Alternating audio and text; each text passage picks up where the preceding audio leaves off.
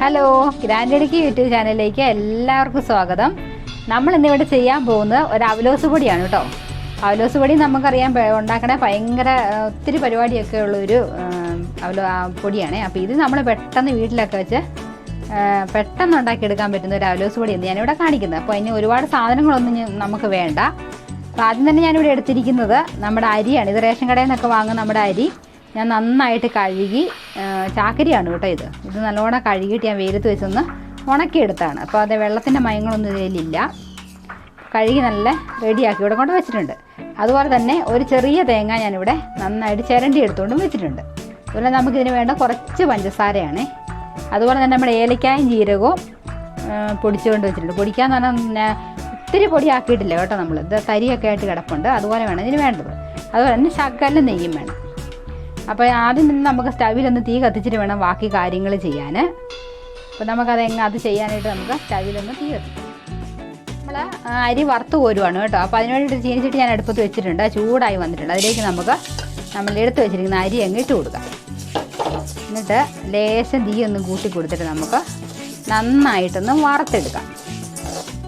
ഈ അരിയുടെ കളറൊന്ന് മാറി വരുന്നവരെ കേട്ടോ നമ്മളിത് വറക്കുന്നത്.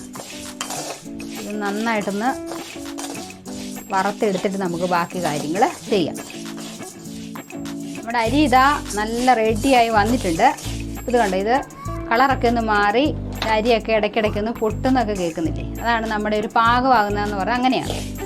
അരി ഒന്ന് ഇടയ്ക്കിടയ്ക്ക് പൊട്ടും. അതുപോലെ തന്നെ ഇതിൻ്റെ കളറും ഒന്ന് മാറി വരും. അതാണ് നമ്മുടെ അവലോസ് പൊടിക്ക് പാകമായിട്ടുള്ളൊരു അരി അങ്ങനെയാണ് ആകുന്നത്. ഇനിയിപ്പോൾ നമുക്കിതൊരു പാത്രത്തിലേക്ക് ഞാനിത് മാറ്റിയിട്ട് നമുക്ക് തേങ്ങായും കൂടെ ചെറുതായിട്ടൊന്ന് വറുത്ത് കോരാം. ഞാനിതൊരു പാത്രത്തിലോട്ടൊന്ന് മാറ്റട്ടെ. എന്നിട്ട് നമ്മൾ മിക്സിയിലിട്ട് പൊടിക്കണം. ചെറുതായിട്ടൊന്ന് തണുത്ത് കിട്ടും അങ്ങനെ വേണം. അതുകൊണ്ട് നമുക്കിത് ആദ്യം തന്നെ ഒരു പാത്രത്തിലേക്ക് മാറ്റി ഇത് വയ്ക്കാം. നമ്മൾ ഈ അരി കഴുകിയല്ല ഉണക്കുന്നത്. നമ്മൾ വെയിലത്തൊക്കെ വെച്ചിട്ട് ഉണക്കിയ അരിയാണെങ്കിൽ പെട്ടെന്നായി കിട്ടും കേട്ടോ. അല്ലാതെ നമ്മൾ കുതിർത്തെടുത്തിട്ട് വെയിലൊന്നും ഇല്ലെങ്കിൽ കോട്ടൺ തുണിയിലേക്ക് ഇത് വെച്ചിട്ട് നിരത്തി വെച്ച് കഴിഞ്ഞാലും പെട്ടെന്ന് ഇത് ഉണങ്ങി കിട്ടും. വെയിലത്ത് വെച്ച് ഉണക്കിയെടുക്കുന്നതാകുമ്പോൾ നമുക്ക് പെട്ടെന്ന് ഇത് വറക്കാൻ പറ്റും. നമുക്ക് അരി വാരി എല്ലാം നമുക്കൊന്ന് തണുക്കട്ടെ. തണുക്കുന്ന വരെ നമുക്കൊന്ന് വെയിറ്റ് ചെയ്യും. ഇത് ഞാൻ ആ ചട്ടിയിലേക്ക് തന്നെ നമ്മുടെ തേങ്ങ ഒന്ന് ഇട്ട് കൊടുക്കുവാണ്. തേങ്ങായി ഒത്തിരി ഒന്നും വറക്കേണ്ട ആവശ്യമില്ല. അത്യാവശ്യം വെള്ളമായി ഒന്ന് പോകുന്ന വരെ നമുക്കൊന്ന് വറുത്തെടുക്കാം. അപ്പോഴേക്കും നമ്മുടെ അരി ഒന്ന് തണുത്ത് കിട്ടും. തേങ്ങ എത്രത്തോളം ഇടുന്നു അത്രത്തോളം സ്വാദ് കൂടും നമ്മുടെ അവലോസ് പൊടിക്ക്. നമുക്ക് അരിയൊന്ന് നമ്മുടെ ഈ തേങ്ങയൊന്ന് റെഡിയായി വരുന്നവരെ ഒന്ന് വെയിറ്റ് ചെയ്യാം. നമ്മുടെ തേങ്ങയും റെഡിയായി വന്നിട്ടുണ്ട്. ഇതാ തേങ്ങ ഇത്രയൊക്കെ ഒന്ന് മൂത്താൽ മതി കേട്ടോ. ഒരുപാടൊന്നും മൂപ്പിക്കേണ്ട കാര്യങ്ങളില്ല. അപ്പോൾ അതുകൊണ്ട് ഈ പരുവത്തിൽ നമ്മളിപ്പോൾ സ്റ്റവ് നമുക്ക് ഓഫ് ചെയ്യാം.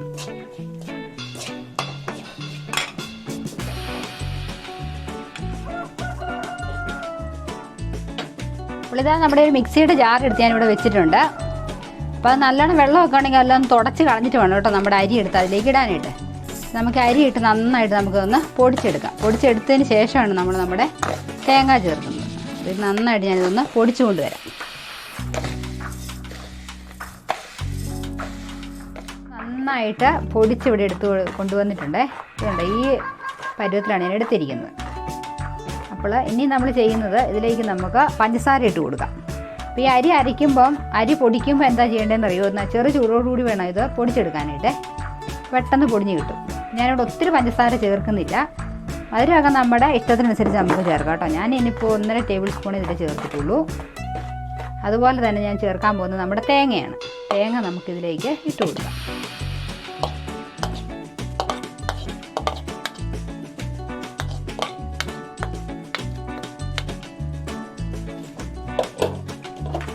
തേങ്ങയും കൂടെ ചേർത്ത് നമുക്ക് ഇങ്ങനെ നിറച്ച് വിടാം. ഇനിയിപ്പോൾ നമ്മൾ ചെയ്യുന്നത് നമ്മുടെ നെയ്യാണ്. നെയ്യ് നമുക്ക് ഒരു ടീസ്പൂൺ നെയ്യും കൂടെ ഞാൻ ഇതിൻ്റെ കൂടെ ചേർത്ത് കൊടുക്കുവാണ്.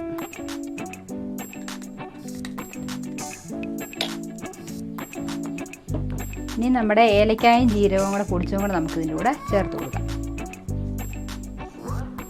ഏലക്കായും ജീരകമൊക്കെ കുറേശ്ശെയാണ് നമ്മൾ ചേർക്കുന്നത്. ഇനി നമുക്കിത് ചെയ്യേണ്ടത് കൈ വെച്ച് നന്നായിട്ട് നമുക്കിത് ഞെരടി യോജിപ്പിച്ചെടുക്കാം. അപ്പോൾ ഷുഗറൊക്കെ ഉള്ള ആളുകളൊക്കെ ഉള്ള വീടുകളിലാണെങ്കിൽ നമ്മൾ പഞ്ചസാര ഇടാതിരിക്കുന്ന കേട്ടോ നല്ലത്. നമുക്ക് ആവശ്യത്തിൻ്റെ ഒരു പാത്രത്തിലിട്ട് നമുക്ക് ആവശ്യം വരുമ്പോഴത്തേനും മധുരം വേണമെന്നുള്ളവർ മധുരം അന്നേരം ഇട്ടാൽ മതിയാവും. ഇനി നമുക്ക് നന്നായിട്ട് ഇതൊന്ന് നേരേട്ടി നമുക്ക് യോജിപ്പിച്ചെടുക്കാം.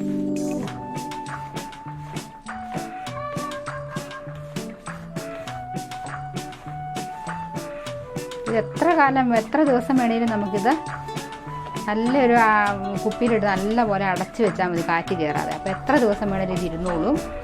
ചായക്കൊക്കെ ഒപ്പം കഴിക്കാനായിട്ട് നല്ല ടേസ്റ്റി ആയിട്ടുള്ളൊരു അവലോസ് പൊടിയാണ് കേട്ടോ. അരിയൊക്കെ ആണെങ്കിലും പെട്ടെന്ന് നമുക്ക് വറുത്തെടുക്കാൻ പറ്റും. നമ്മുടെ വീട്ടിലുള്ള സാധനങ്ങളൊക്കെ വെച്ച് നമുക്ക് ചെയ്തെടുക്കാൻ പറ്റുന്ന ഒരു അവലോസ് പൊടിയാണിത്. എല്ലാവരും ഇതൊന്ന് ട്രൈ ചെയ്ത് നോക്കണം.